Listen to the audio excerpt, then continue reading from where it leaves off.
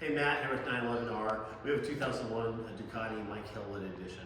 These bikes were really special when they came out. They were sold only on the internet. You had to get in there and register and pre-register and get your order in. And I remember I was selling these bikes new.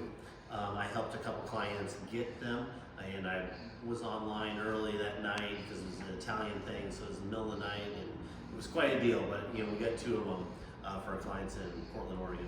This bike is 008 of the 2000 that were built. We were told this is the first one that came to the U.S. I don't know, I don't have any documentation on it, but it is a super low serial number on it.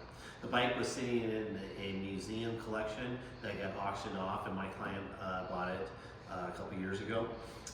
Since then, it's been detailed and cleaned up, new timing belts and battery, and it's been gone through. So it's really a nice bike, no damage. We can't tell anything where it's been knocked over or any flaws in it.